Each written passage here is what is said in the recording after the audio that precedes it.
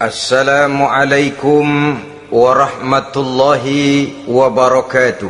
Waalaikumsalam warahmatullahi wabarakatuh.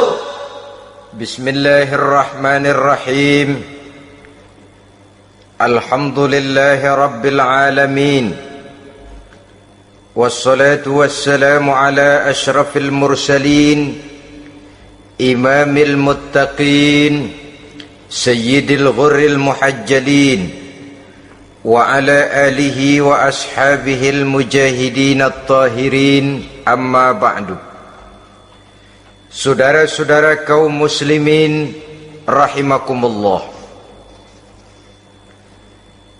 Satu hari ketika seorang ulama besar bernama Al-Imam Al-Faqih Abu Lais tengah berjalan-jalan di dekat kota Basrah, berkelumpulah sekelompok orang di dekat beliau. Mereka datang mengajukan satu pertanyaan. Imam, kami ingin bertanya. Di dalam Al-Quran itu Allah Subhanahu wa ta'ala menjelaskan, Ud'uni astajib lakum. Berdoalah kepadaku, aku akan jawab doamu. Mintalah kepadaku, aku kabulkan permintaanmu. Itu dan begitu janji Allah di dalam Al-Quran. Kami, kata orang-orang tadi, sudah lama berdoa kepada Allah. Tapi kenapa sampai sekarang doa kami ini belum dikabulkan? Katanya, ud'uni astajib lakum. Kalau kamu berdoa, aku jawab, aku penuhi, aku kabulkan doamu. Itu janji Allah. Kami sudah lama berdoa pagi, sore, siang, malam. Nyatanya sampai sekarang doa kami belum dikabul-kabulkan. Ini bagaimana? Apa ayat Quran salah? Apa Tuhan lagi lempengan nggak denger?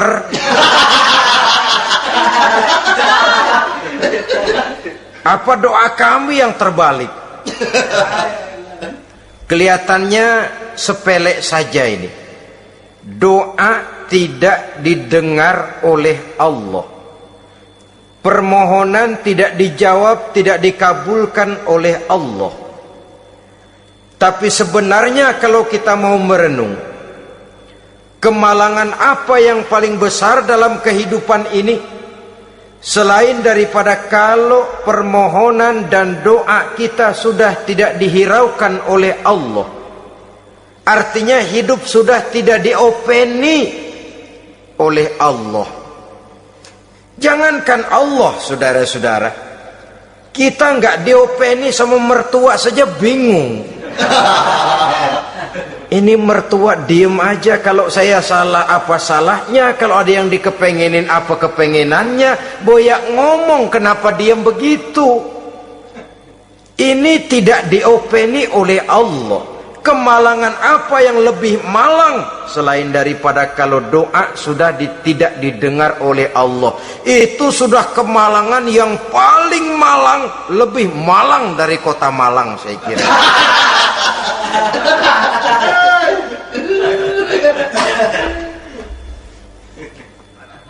Menghadapi pertanyaan ini, Imam Al-Faqih Abu Lais senyum. Lalu beliau berkata, tuan-tuan, tahu kenapa doa tuan-tuan tidak dijawab, permohonan tidak dikabulkan? Allah sudah tidak memperdulikan tuan-tuan ini. Kami tidak tahu, Imam, maka kami bertanya. Begini, hati tuan-tuan itu mati. Dari hati yang mati, channel tidak nyambung kepada Allah. Dari channel yang putus tidak ada getaran strom, bagaimana akan timbul gejala? Hatimu mati, jadi pantas kalau doa tidak dikabulkan, permohonan tidak dipenuhi, doa tidak terjawab, hatimu mati. Saudara-saudara kaum muslimin, dari hati yang mati ini, getaran tidak akan sampai ke hadratullah azza wa jalla. Nah, ini juga satu penyakit yang kita sangat khawatirkan, yaitu apabila hati kita sudah mati selagi jasad masih hidup. Artinya, jadilah kita bangkai berjalan di hadapan Allah subhanahu wa ta'ala. Sementara kita sangat disibukkan dengan menggali berbagai macam jenis obat penangkal penyakit zahir, dan kita kurang perhatian untuk mencari obat penangkal penyakit batin yang kalau diserang penyakitnya menghancurkan kehidupan abadi di akhirat nanti. Perkembangan ilmu kedokteran nyata benar diikuti dengan perkembangan jenis-jenis penyakit. Makin maju ilmu kedokteran, makin modern penyakit. Ngerti juga rupanya itu penyakit. Dulu kita tidak kenal yang namanya AIDS, kita tidak tahu yang namanya liver, kita tidak kenal yang namanya stres, paling yang banyak cika, masuk angin, dan sebagainya. Tapi baiklah, penyakit-penyakit batin yang menyebabkan hati menjadi mati, dan dari hati yang mati doa tidak naik, tidak didengarkan oleh Allah subhanahu wa ta'ala. Nah, kata orang-orang tadi, yang menyebabkan hati kami mati ini apa, Imam? Beliau menjawab, pertama, araftumullaha wa lam tu'tuhu haqqahu. Yang menyebabkan hatimu jadi mati, pertama, kamu kenal benar kepada Allah, tapi haknya untuk disembah, kewajibanmu untuk menyembah, tidak pernah kamu laksanakan. Bagaimana Allah tidak akan jauh dari kita kalau kita tidak akan mengadakan pendekatan kepadanya? Dan pendekatan kepada Allah hanya bisa kita tempuh melalui jalur kegiatan ritual ibadah. Allah akan terlalu jauh apabila kita hanya membicarakannya lewat filsafat dan renungan yang mendalam. Tapi Allah akan dekat dan terasa hadir dalam hidup apabila kita dekati ia dengan pelaksanaan ibadah kepadanya. Kamu kenal Allah, tapi hakmu untuk menyembah, kewajibanmu untuk menyembah, haknya untuk disembah, tidak pernah kamu laksanakan. Kalau soal Allah kita kenal bukan main. Bahkan tidak hanya kita mengajarkan kenal juga kepada anak-anak kita. Kalau ditanya siapa pencipta matahari, bulan dan bintang, Allah.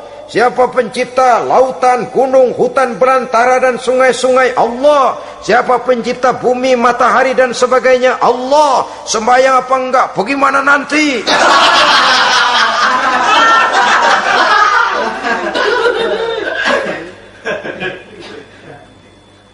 Tanpa pendekatan, Allah akan jauh. Apabila Allah jauh, maka doa tidak akan didengarkan olehnya. Oleh sebab itu, logika mengajarkan kepada kita, berpayahlah dulu, wa mal ladzatu illa ba'da ta'ab, innama al-usri yusra. Di balik kesulitan menunggu kemudahan. Nikmat baru akan terasa, kelezatan hidup baru akan terasa setelah kita jerih payah banting tulang peras keringat. Rasanya memang lebih nikmat sepotong singkong hasil cucuran keringat sendiri ketimbang roti dijejelin orang. Ini berarti kita ingin mohon pertolongan kepada Allah, sementara dengan Allah sendiri kita jauh. Sama saja dalam kehidupan kita analoginya, saudara-saudara. Orang tidak kenal kepada saudara, tahu-tahu jauh dari saudara, tahu-tahu datang mau minjem duit. Apa kesan saudara? Enak aja, kenal enggak, dekat enggak, datang-datang mau minjem duit. Emang duit percetakan bapak lu?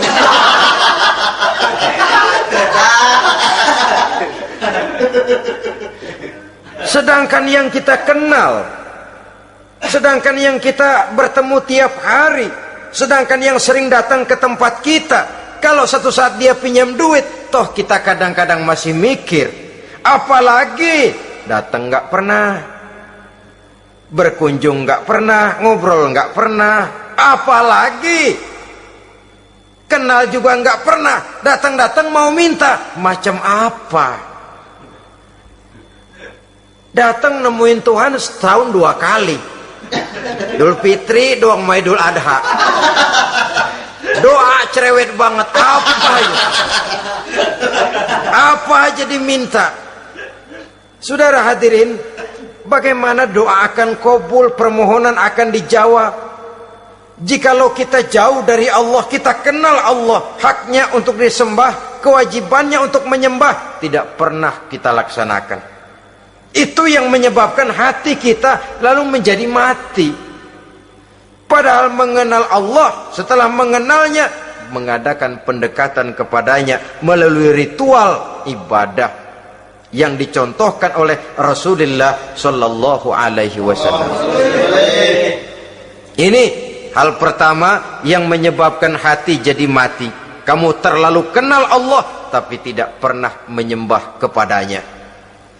Sama aja orang kerja kagak, habis bulan mau minta gaji. Kita jitak kepalanya. Macam apa? Kerja enggak, tahu-tahu datang mau minta gaji. Kerja dulu yang baik, habis bulan baru enggak diminta pun memang sudah ada jatahnya.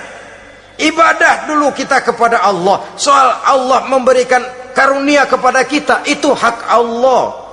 Apabila kita dekat dengannya, ibadah yang kita laksanakan benar, karunia itu akan datang kepada kita.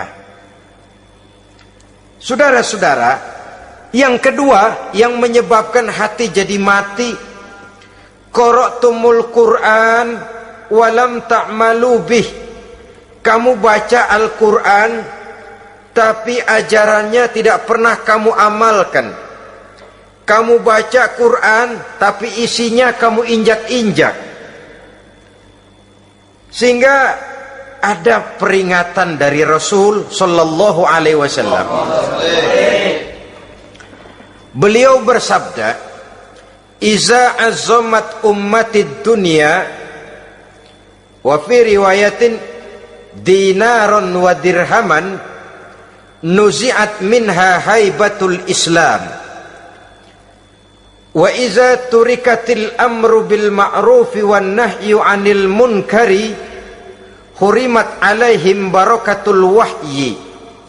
Wa iza tasabat ummati saqatat min 'ainillah." 3 peringatan keras tapi yang merupakan gejala penyakit kita umat Islam diperingatkan oleh Nabi kita.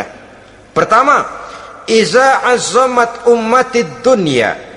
Apabila umatku telah terlalu mengagung-agungkan dunia, apabila umatku telah jatuh menjadi umat yang materialistis, segalanya diukur dari sudut keduniaan saja, nuzi'at minha haibatul Islam, maka akan dicabutlah dari mereka kehebatan agama Islam. Hilang kehebatan Islam apabila kita jatuh menjadi umat pengagung dunia, penyembah materi. Nilai kita, keberadaan kita tidak dihargai orang lain. Orang memandang kita remeh saja. Orang Islam gak ada apa-apanya, bayar aja, bisa dibeli, bisa diatur, bisa dikerjain, garap saja. Nuzi'at minha haibatul Islam, hilang dari mereka kehebatan Islam ini. Kenapa? Mereka telah mengagungkan dunia dan menjadikannya sebagai tujuan. Padahal dunia cuma alat, materi cuma alat, harta cuma alat. Yang kedua, wa iza turikatil amru bil ma'rufi wan nahyu 'anil munkari hurimat 'alaihim barakatul wahyi. Apabila telah ditinggalkan amar ma'ruf dan nahi munkar, maka hilanglah keberkahan wahyu. Ini yang ada hubungannya dengan masalah kita. Kita baca Quran, kita tidak amalkan isinya. Bagaimana hati tidak jadi mati? Amar ma'ruf dan nahi munkar ditinggalkan orang, hilang keberkahan wahyu. Pada saat itu boleh jadi Quran ada, tapi cuma tinggal tulisan saja. Islam ada, cuma tinggal sekedar nama saja. Diseminarkan, disimposiumkan, dimuktamarkan, tapi tidak dijabarkan dalam kehidupan sehari-hari. Apabila amar ma'ruf dan nahi munkar telah ditinggalkan orang, hilang keberkahan Quran itu. Akibatnya apa? Apabila amar ma'ruf tidak lagi digalakkan orang, nahi munkar tidak dilaksanakan orang, lalu orang menilai sesuatu menurut seleranya sendiri. Mana yang ma'ruf, mana yang munkar, tidak ada lagi patokan utama. Kalau baik kata otaknya, dia kerjakan. Tidak baik menurut otaknya, dia tinggalkan. Agamanya adalah otak, berhalanya adalah akal. Akhirnya umat kehilangan pedoman. Tidak lagi jelas mana batas yang ma'ruf, mana batas yang munkar. Dalam kondisi sedemikian, akhirnya akan terjadi penjungkiran nilai. Paling celaka nantinya, yang ma'ruf malah dianggap munkar, yang munkar malah menjadi ma'ruf. Peringatan ketiga dari Nabi, wa iza tasabat ummati saqatat min ainillah. Apabila umatku sudah saling berbantahan, apabila umatku sudah saling caci memaki, saqatat min ainillah, jatuhlah mereka dalam pandangan Allah Subhanahu wa taala.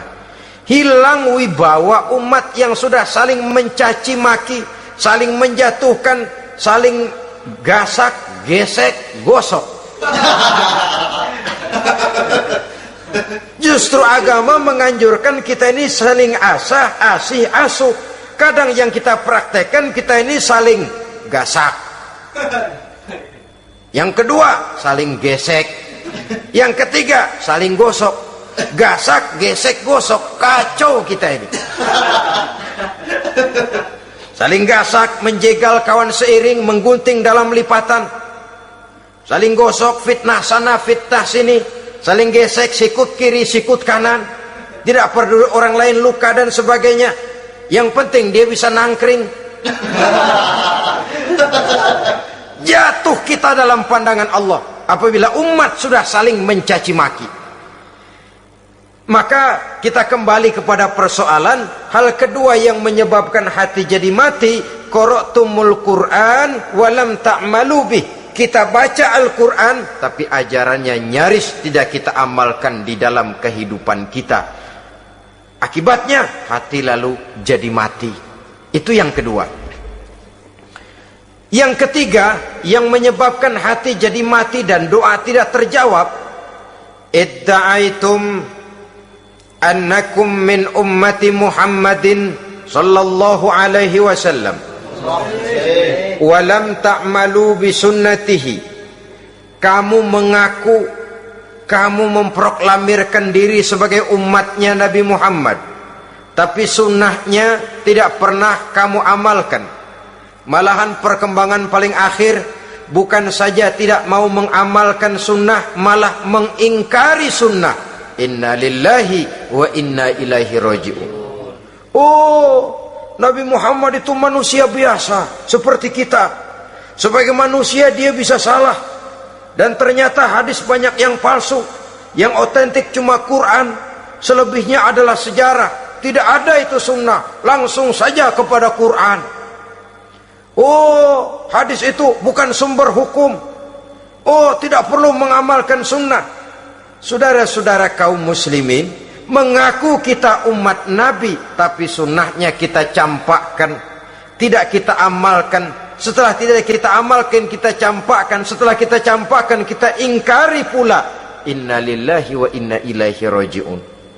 Bagaimana hati tidak jadi mati? Kalau siang malam kita memproklamirkan diri sebagai umat Nabi Muhammad, sementara sunnahnya kita campakkan, kita abaikan, dan kita ingkari dia sunnah itu. Padahal jikalau sekarang kita mengenal Islam, jikalau kita sekarang ngerti halal haram, tahu hak batil, bisa memilah dan memilih antara yang ma'ruf dengan yang munkar, itu utamanya adalah karena jasa Nabi Muhammad sallallahu alaihi wasallam. Yang dari generasi ke generasi dilanjutkan oleh para sahabat, oleh tabi'in, oleh tabi'it tabi'in, terus oleh para ulama-ulama sampai kepada kita sekarang ini. Walaupun beliau hanya berfungsi sebagai penyampai, tapi kepribadiannya dijadikan model oleh Allah Subhanahu wa taala di dalam kita melaksanakan kehidupan beragama. Bahwa beliau manusia seperti kita, memang dalam arti unsur biologisnya ya manusia, punya darah, punya daging, punya hati, punya perasaan, bisa sedih, bisa gembira, tetapi beliau itu termasuk basyarun la kal basyar, manusia yang tidak seperti manusia pada umumnya, punya spesifik. Dan itu wajar sebagai seorang Rasul pilihan Allah, apalagi merupakan Rasul pilihan dari sekian puluh pilihan. Bahwa jamrud itu batu memang, tapi nilainya kan berbeda dengan batu kolar. Satu truk batu kolar dengan barangkali segenggam batu jamrud, nilainya tentu jauh lebih mahal batu jamrud. Kalau soal batunya, sama batunya, tapi nilainya berbeda karena esensinya berbeda. Kita manusia, Nabi Muhammad juga manusia, sama manusianya memang, tapi kualitasnya, nilainya tentu jauh panggang daripada api. Itu sebabnya Allah menjadikan beliau sebagai model. Laqad kana lakum fi rasulillahi uswatun hasanah. Di dalam diri Rasul itu terdapat contoh teladan yang sangat baik bagi kita. Oleh karenanya, pada pertemuan kali ini, apabila kita konsekuen mengaku umat Nabi Muhammad, marilah konsekuen juga menegakkan sunnahnya.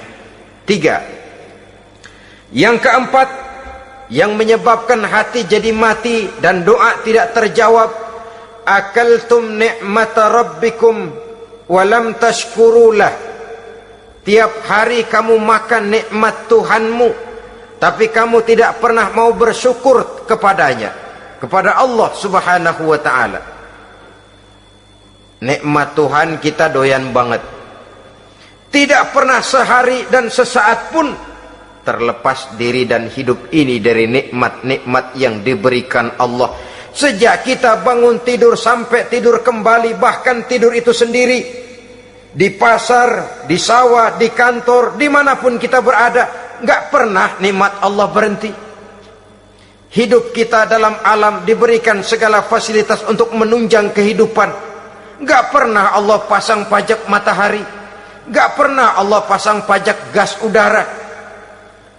Nikmat-nikmat yang banyak itu tiap hari kita kecap, tiap hari kita nikmati, tapi kita tidak pandai bersyukur.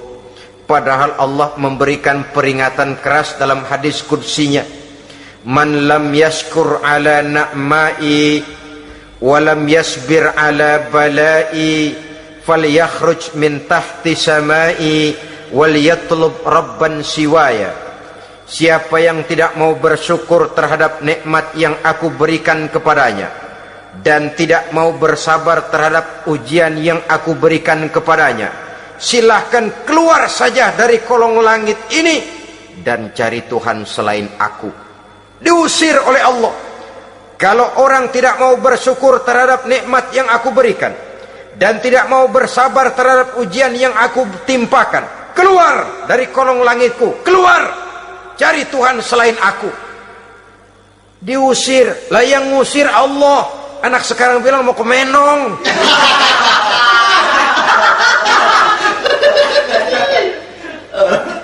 Kalau diusir kita dari Jakarta, masih bisa pindah ke Bandung. Diusir kita dari Bandung, bisa pindah ke Jogja, Solo. Diusir kita dari Indonesia, bisa pindah ke Singapura, Malaysia. Diusir dari kolong langit, mau cari langit mana lagi? Kalau kau tidak mau mensyukuri nikmatku, tidak sabar terhadap ujian yang aku berikan kepadamu, keluar saja, keluar dari kolong langitku ini, cari Tuhan selain aku. Kalau istilah kita mah Tuhan udah jengkel banget udah itu. Nikmatku, yang nikmat yang aku berikan kau makan, tapi kepadaku engkau tidak pernah mau bersyukur. Saudara-saudara kaum muslimin rahimakumullah, wajar. Kita dulunya tidak ada, sekarang ada, nikmat. Susunan biologis manusiawi kita demikian cantik, nikmat.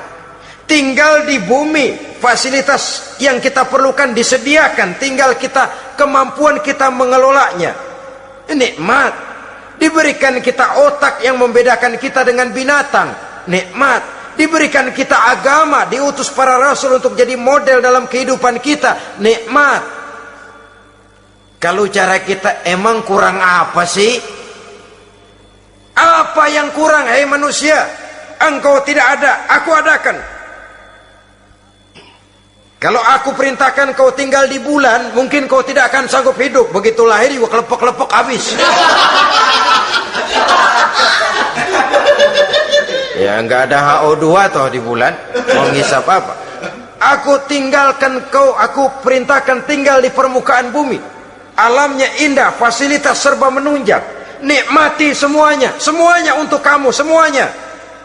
Satu pintaku, syukuri nikmat yang aku berikan kepadamu. Ya bukan cuma syukur dalam ucapan, syukur dalam perbuatan. Banyak nikmat yang diterima, makin banyak dia sujud, makin banyak dia ruku, makin banyak dia mengadakan pendekatan kepada Allah. Syukur dalam artian berupa tindakan dan perbuatan, mempergunakan nikmat sesuai dengan kehendak yang memberikan nikmat itu sendiri kepada kita. Saudara-saudara kaum muslimin rahimakumullah, ini penyakit yang keempat. Kamu makan nikmat Tuhanmu, tapi kamu tidak pernah pandai bersyukur kepadanya, mensyukuri nikmat yang diberikan tadi. Bagaimana hati tidak jadi mati? Kita sibuk mempersolek jasmani, mencari obat penangkal penyakit zahir. Maka yang ramai di zaman sekarang, saudara lihat, salon, fitness, senam, macam-macam jenis. Tidak ada salahnya dan tidak ada jeleknya. Tapi kalau itu sampai melupakan kita kepada memperindah batin, memperbaiki jiwa, artinya bukankah kita perlahan tapi mempersiapkan diri menjadi bangkai berjalan di hadapan Allah? Dengan operasi plastik, yang pesek jadi mancung, yang sipit jadi belok, kulit keriput jadi kencang, pipi terlalu cekung bisa diatur. Saudara-saudara, tapi kalau hati yang rusak, jiwa yang rusak, kemana lagi kita akan berobat kalau bukan kepada agama? Maka hati itu jadi mati apabila kita selalu memakan nikmat Allah dan tidak pandai mensyukuri nikmat itu. Dari hati yang mati tidak akan ada getarannya. Oleh sebab itu doa tidak terjawab. Selanjutnya yang menyebabkan doa tak terjawab dari sebab matinya hati, qultum annal mauta haqqun wa lam tasta'iddu lahu. Kamu berkata, kamu yakin bahwa mati adalah sesuatu yang benar, tapi kamu tidak pernah punya persiapan untuk mati. Padahal menurut logika, orang yang akan bepergian jauh tentu dia harus mempunyai bekal yang cukup. Semakin jauh jarak perjalanan yang akan ditempuhnya, semakin banyak perbekalan yang harus dibawanya. Dahulu, seketika beberapa jamaah dari Yaman akan melaksanakan ibadah haji dengan nekat, mereka berprinsip, pokoknya kan berangkat haji jadi tamunya Allah, nanti Allah yang akan ngelayanin. Mereka nekat, modal badan doang berangkat. Diadukan kepada baginda Rasul, lalu turun peringatan dari Allah, wa tazawwadu fa inna khairaz zadi taqwa. Jangan begitu, bawa bekal, sesungguhnya bekal yang paling baik adalah takwa. bahwa berangkat dengan bekal takwa itu bekal yang paling utama, tapi bekal-bekal yang lain pun jangan diabaikan. Kalau kita akan berangkat untuk tujuan yang baik, bekal yang paling utama memang takwa, tapi tidak berarti harus mengabaikan bekal-bekal yang lain. Begitulah, semakin jauh perjalanan yang akan kita tempuh, semakin banyak bekal yang harus kita hadapi. Kalau saudara mau pergi ke Surabaya, tidak membawa bekal kemudian berani berangkat, rasanya sih saya pikir itu bukan berani, nekat namanya. Sama saja orang belum pernah sembahyang mati, nekat tuh orang, berani amat. Belum berbuat kebaikan barang sedikit pun sudah mati, nekat namanya itu. Sama saja tadi, nggak bawa bekal apa-apa berangkat ke Surabaya. Sampai Surabaya belum tentu, sengsara udah jelas. Belum punya bekal yang baik sudah mati. Sampai ke surga belum tentu, tapi kebelangsak dan sengsara rasa-rasanya pasti itu. Oleh karena itu, kalau kita yakin mati sesuatu yang benar, sesuatu yang pasti datang menimpa, maka hendaklah kita mempersiapkan bekal. Kemudian idda'aitumun najata minan nar wa ramaitum fiha anfusakum. Kamu memproklamirkan diri ingin selamat dari neraka, tapi kamu lemparkan dirimu ke dalam neraka.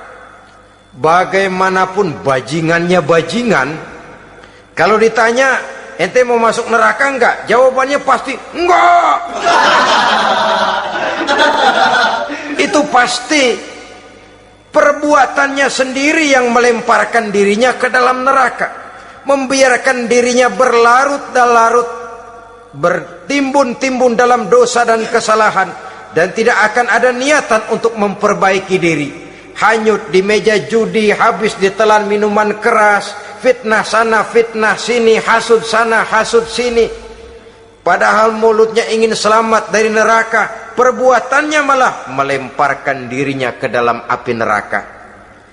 Tidak ada orang yang lebih sayang kepada diri kita selain kita sendiri.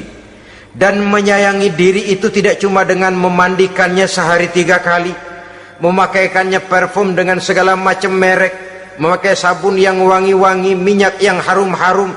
Lebih daripada itu, jaga dan sayangi diri. Jangan jatuhkan dia ke dalam perbuatan-perbuatan yang bisa menjerumuskan diri itu ke dalam neraka. Kemudian disambung oleh Imam Al-Faqih Abu Lais yang menyebabkan doa tidak terjawab karena hati mati. Idda'aitum dukhulal jannah walam ta'malu laha. Kamu ingin masuk surga, tapi kamu berat mengamalkan perbuatan yang bisa menyampaikan kamu ke surga. Semua kita kalau ditanya mau masuk surga, mau. Tapi jarang yang berlomba melakukan perbuatan-perbuatan yang bisa menyampaikan kita ke surga. Kemudian yang terakhir kata Imam Al-Faqih Abu Lais, dafantum mautakum walam ta'tabiru laha. Kamu menguburkan orang yang mati di antara kamu, tapi kamu tidak bisa mengambil iktibar, tidak bisa mengambil pelajaran dari mayit yang jenazah yang kau kuburkan itu. Mestinya kan nguburin orang tuh membuat sadar. Iya, kalau sekarang saya baringkan di liang lahat, menghadap ke arah kiblat, bantalnya tanah, setelah itu ditutup dengan papan, lalu ditimbun dengan tanah. Iya, sekarang giliran dia. Giliran saya, entah besok, lusa, bulan depan, tahun depan, tapi pasti mengubur mayat, mengubur jenazah, tapi tidak bisa mengambil iktibar dari yang dilaksanakannya itu. Ini merupakan penyakit-penyakit batin yang merupakan handicap, yang menimbulkan jarak antara kita dengan Allah Subhanahu wa ta'ala. Pantas kalau itu semua ada pada diri kita, hati jadi mati. Dari hati yang mati, doa tidak akan tembus. kita tidak lagi akan diperdulikan oleh Allah Subhanahu wa taala, dan itu sekali lagi kemalangan yang terbesar dalam kehidupan kita. Bagaimana jalan keluarnya? Pertama, memperbaiki batin kita, menyelamatkan diri daripada penyakit-penyakit yang bisa mematikan hati seperti yang sudah saya sebutkan tadi.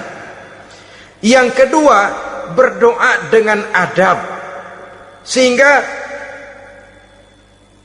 tata cara di dalam kita bermohon kepada Allah Subhanahu wa taala dibicarakan secara khusus oleh Al-Imamul Ghazali dalam kitab Ihya beliau yang disebut adabud doa.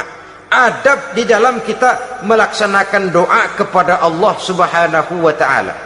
Setelah batin ini bersih dari penyakit-penyakit hati yang bisa menyebabkan hati jadi mati, berdoalah kita kepada Allah. Bagaimana adabnya? Kata Imamul Ghazali rahimahullah, yang pertama, hendaklah ia di dalam berdoa itu memilih waktu yang mulia. Minal awqatis syarifah, kata beliau, memilih waktu-waktu yang punya nilai mulia. Ramadan dalam 1 tahun, Jumat dalam tiap minggu, sepertiga malam yang akhir pada setiap hari, waktu-waktu yang punya nilai mulia. Walaupun misalnya saudara berdoa pada hari Kamis, tidak ada halangannya Allah mau kabulkan. Ini tidak berarti bahwa kalau sudah berdoa hari Jumat lalu hari Kamis tidak mau berdoa, tidak. Lebih memilih mengintai waktu-waktu yang punya nilai mulia. Lailatul Qadar sekali dalam setahun, waktu-waktu yang punya nilai mulia. Logikanya begini, saudara-saudara, kalau kita datang ke rumah seseorang, tujuan utama kita minjem duit, yang paling pertama kita perhitungkan tanggal berapa nih? Kan itu toh, tanggal berapa? Kalau tanggal 20 atuh minjem duit, orang lagi ngap-ngapan, boro-boro dia bisa minjemin, dia sendiri mungkin lagi pusing. Kita lebih dulu kita amatin tanggal berapa nih, yang enak sore apa siang, jam 2. Jam 2 dia baru pulang dari kantor, tapi giliran tidur. Kalau dia tidur dibangunin, datang mau minjem duit, kagak dimaki-maki sudah kebagusan deh. Kan kita lihat waktunya, timingnya, kata orang sekarang. Tanggal berapa, sore apa malam, apalagi gulem apa terang bulan. Itu semua sudah kita atur sedemikian rupa, memilih waktu. Yang kedua, kata Imamul Ghazali, memilih keadaan yang istimewa. Kalau tadi soal waktu, yang kedua soal keadaan. Ada situasi-situasi di mana doa itu diijabah oleh Allah Subhanahu wa taala. Di antaranya kata Imam Abi Hurairah, "Inda zahbis sufuf fi sabilillah." Pada waktu mengatur barisan perang membela agama, di situ doa kabul.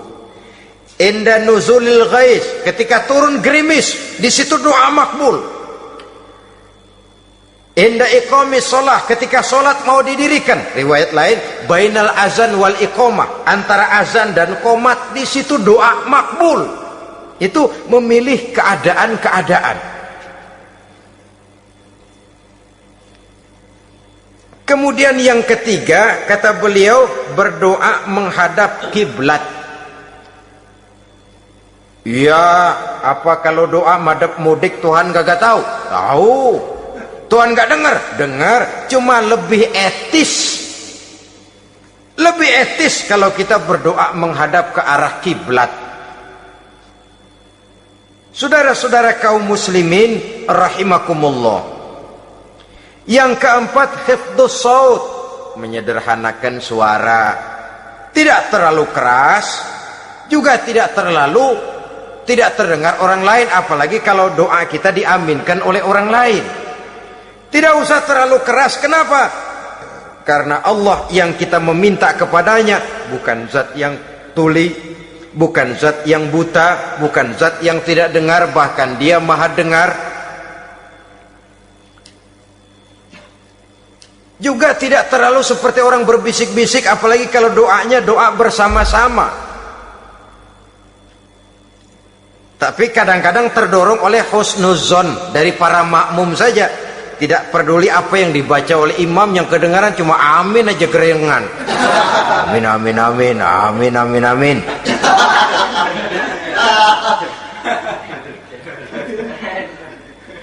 Juga tidak terlalu keras, seperti orang berdoa, seperti orang pidato. Saudara-saudara kaum muslimin rahimakumullah. Yang kelima, alla yatakallafa saja' fid du'a. Dalam berdoa, kalau istilah kita, jangan nyelongcong. Sajak sujak ini menunjukkan sikap berani kepada Allah. Misalnya ada orang berdoa, ya Allah ampunilah saya kalau engkau mau. Kalau Allah mau. Kasihanilah saya ya Allah kalau engkau mau. Itu doa orang songong. Atau sama saja, ya Allah berilah saya rezeki dikit aja. Emang kenapa pakai begitu?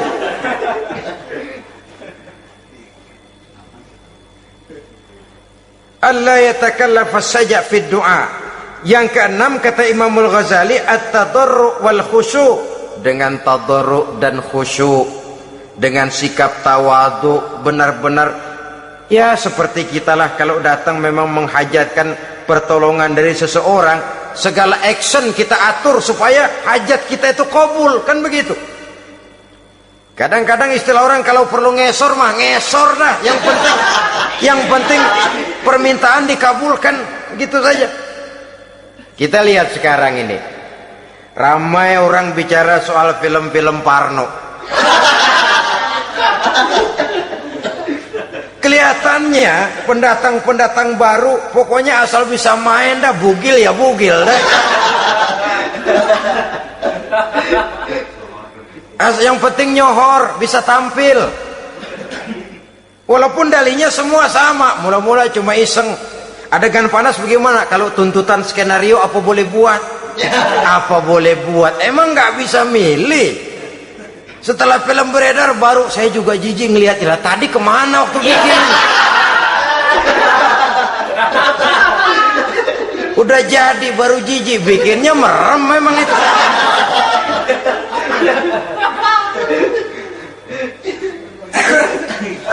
Tapi ada satu analogi, asal bisa main, asal bisa tampil di layar, apa saja jadi taruhan sudah. Bugil ya bugil dah, nggak soal dah, pokoknya bisa main, tampil, nyohor, masuk koran. Udah seperti kata-kata orang Arab, bul ala zamzam fatu'raf. Kalau pengen terkenal kencingin sumur Zamzam. Artinya apa? Bikin yang aneh-aneh, yang orang nggak kerjain, ntar ngetop. Yang ngetop lempengan jeleknya. Sumur Zamzam dikencingin, kan nyohor itu. Sedunia orang kenal. Kenapa? Gila. Saudara-saudara kaum muslimin rahimakumullah, sangat kita sayangkan kalau lalu orang berlomba-lomba dengan cuma modal paha mulus, wajah cantik, dimauin apa saja mau, lalu bisa tampil. Akibatnya yang jadi korban adalah anak-anak kita, disuguhi tontonan-tontonan yang meracuni jiwa mereka. Walaupun akibatnya barangkali ya lain, seperti band orkes dengan film memang akibatnya tidak langsung ya. Kalau band orkes akibatnya langsung, dia bisa berantem di tempat lokasi. Film orang nonton tahu dia di tempat itu, bukan di tempat itu dia praktek, pulang jadi pikiran dia, tadi serem ya, ntar kalau udah kesempatan kita praktek. Ntar ngancemnya itu yang gak enak. Tapi yang saya analogkan dengan persoalan kita, tingkah pola artis apapun dilakukan asal bisa main. Nah itu tuh, asal dapat kesempatan acting. Dalihnya ya tuntutan skenario lah, iseng lah, macam-macam lah, tapi yang jelas satu target, saya harus dapat kesempatan main. Untuk sampai ke situ, cara apa saja harus saya tempuh. Tidak peduli harus menginjak-injak norma dan budaya bangsa yang luhur. Tidak peduli harus bertentangan dengan kaidah agama. Tidak peduli hasilnya meracuni umat masyarakat, terutama generasi muda. Yang penting kan ngetop. Saudara-saudara, baiklah ya, itu soal lain. Tapi soal kita ialah at-tadarru wal khusyuk. Bermohon kepada Allah dengan tadarru, khusyuk dan tawadhu. Seperti kalau kita mau bermohon kepada seseorang, kita malah merendahkan diri. Pak, saya memang orang gak mampu, Pak. Utang saya udah selebar kampung, Pak. Anak udah 16 seperempat. Apa saja kita meratap, menghibah, mengeluh, merintih, ujungnya kan yang penting gue minjem duit dapat dah gitu. Apa kayak diomongin, pokoknya pulang bawa duit, itu saja. Itu strategi manusiawi. Kalau ini kita adakan konteks, oh iya, kepada Allah lebih lagi kita tadarru, khusyuk, tawadhu. Doa dengan tawadhu, sebab kita akan bermohon kepada yang serba maha. Menghadap ke arah kiblat, duduk bertafakur dengan khusyuk, tawadhu. Jangan doa sembari tolak pinggang.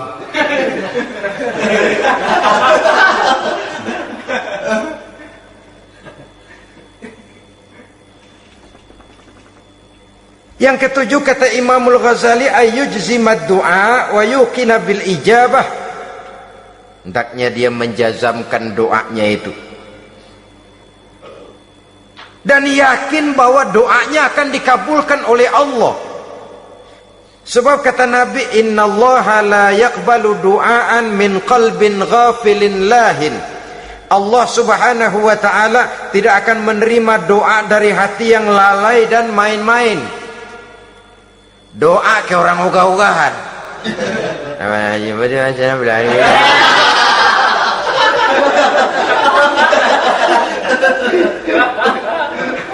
Kali malaikat nyongok dong, lu minta apa lu?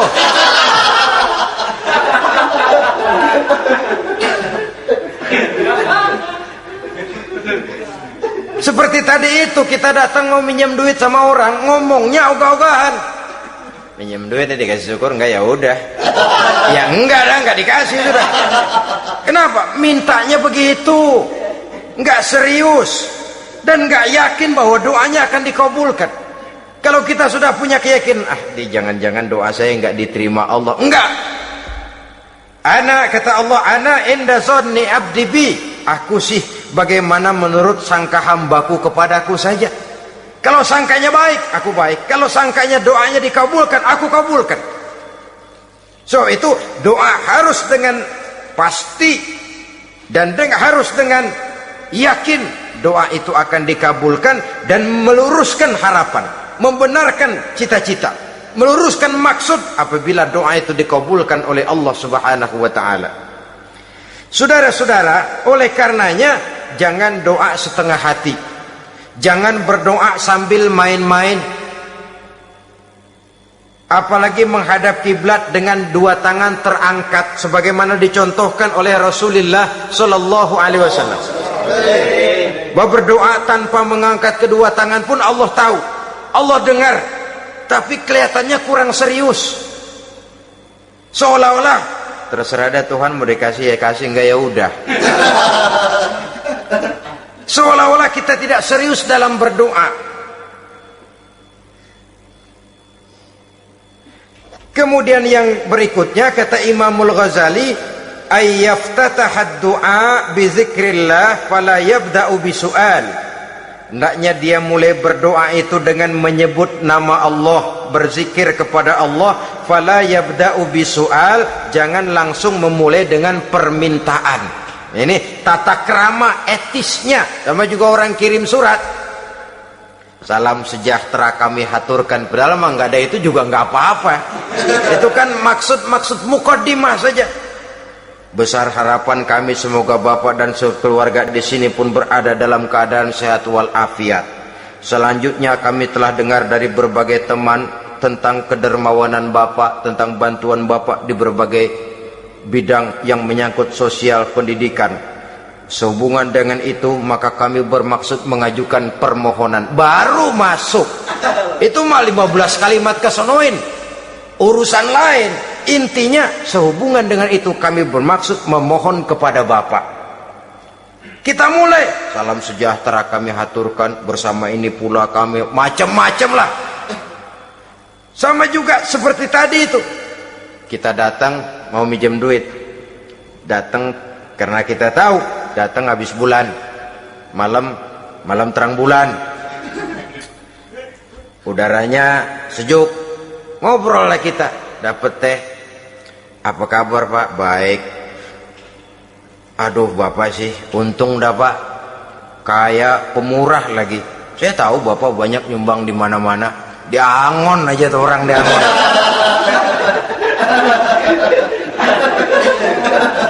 Kira-kira udah mau telap aja baru dikedat. Ngomong-ngomong Pak, nah mulai nih kalau udah ngomong dah tuh mulain. Baru masuk. Jadi etisnya berdoa itu dimulai dengan zikrullah. Karena itu umumnya dimulai dengan alhamdulillahirabbil alamin. Kita puji dulu Allah. Alhamdulillahirabbil alamin hamdan yuwafi ni'amahu wa yukafi'u mazidah. Kita puji dulu Allah. Seperti orang tadi lah. Kita puji dulu kebaikannya. Walaupun pada akhirnya kita minjem duitnya. Ya, sebenarnya Allah nggak perlu dipuji toh. Dipuji atau tidak Allah tetap termulia. Ini etis manusia. Allah tidak berharap untuk dipuji oleh manusia. Allah tidak untung seluruh alam memujinya. Manusia mau memuji atau tidak itu urusan manusia sendiri. Allah tidak minta untuk dipuji. Allah juga tidak gila kepada pujian. Kalau kita memulai doa dengan pujian, etis kita kepada Allah Subhanahu wa taala di dalam kita bermohon kepadanya. Saudara-saudara kaum muslimin rahimakumullah. Kemudian menyesuaikan doa dengan kondisi. Ini termasuk syarat batin ya, taubat, waraddul mazalim kata Imam Ghazali, menolak segala macam kezoliman. Artinya kalau berdoa itu tahu diri. Kalau gaji kita sebulan 700 atau 800 900 ribu, berdoa minta rezeki 1 juta, itu tahu diri namanya. Kan cuman kurang 100 ribu. Ya, kalau kerja kagak minta gajian 1 juta. Pengen doa dikabulkan, rasanya secara etis nggak tahu diri orang berdoa seperti itu. Orang datang mau minta duit, mau pinjam duit kepada kita, kan kita lihat kira-kira mampu ngembaliin nggak nih orang. Kita lihat, kita evaluasi kemungkinannya. Lalu si yang minjem tentu tahu diri. Kalau memang kekuatannya ngembaliin tidak seperti kekuatannya mulangin, hendaknya dia timbang rasa. Begitu juga kepada kita etisnya kepada Allah Subhanahu wa ta'ala. Tahu diri, menyesuaikan doa dengan keadaan. Kalau tidak ada gap terlalu jauh panggang daripada api, nanti nasibnya bagai si pungguk merindukan bulan. Apabila adab-adab di dalam berdoa ini kita perhatikan, sejak dia dari adab yang zahir sampai kepada adab yang batin, kemudian penyakit-penyakit yang membuat hati itu jadi mati, maka insya Allah doa kita dijabah oleh Allah Subhanahu wa ta'ala. Dalam Al-Baqarah ayat 186 Allah Subhanahu wa ta'ala menjelaskan, wa iza sa'alaka ibadi anni fa inni qarib ujibu da'watad da'i iza da'ani falyastajibu li wal yu'minu bi la'allahum yarshudun. Apabila hambaku bertanya kepadamu Muhammad tentang aku, kata Allah, fa inni qarib, katakan kepadanya aku dekat sekali dengan mereka. Ujibu da'watad da'i iza da'ani, aku akan jawab aku kabulkan permohonan orang-orang yang berdoa kepadaku. Falyastajibuli wal yu'minu bi, maka hendaknya mereka juga menjawab panggilanku atas dasar iman kepadaku. La'allahum yarsyudun, semoga dengan ini mereka kelak mendapat petunjuk. Saudara-saudara, Al-Baqarah 186 ini dengan nyata menjelaskan kepada kita, Allah akan menjawab doa, mengabulkan permohonan apabila kita falyastajibuli wal yu'minu bi, juga menjawab panggilan Allah atas dasar beriman kepadanya. Logikanya tadi itu, araftumullaha wa lam tu'tuhu haqqahu. Kita tidak pernah mau menjawab panggilan Allah sementara kita berharap doa kita dijawab oleh Allah. Apa enggak pincang? Apa enggak berat sebelah? Panggilan Allah kita berat memenuhinya, sementara kita sangat berharap agar permohonan kita, seruan kita dikabulkan oleh Allah. Menjawab panggilan Allah atas dasar beriman kepadanya. Kenapa? Ada orang menjawab panggilan bukan berdasarkan iman, tapi karena target lain. Datang sembahyang Jumat paling dulu, target utamanya pulang juga paling dulu nyabet sendal, nyabet sepatu. Menjawabnya ya, tapi tidak karena iman. Jadi apabila kita rajin menjawab panggilan Allah atas dasar beriman kepadanya, maka seruan, permohonan, doa niscaya dikabulkan olehnya. Ini saja, mudah-mudahan ada manfaatnya. Terima kasih atas segala perhatian, mohon maaf atas segala kekurangan. Usikum wa nafsi bitaqwallah. Wassalamualaikum warahmatullahi wabarakatuh. Waalaikumsalam warahmatullahi wabarakatuh.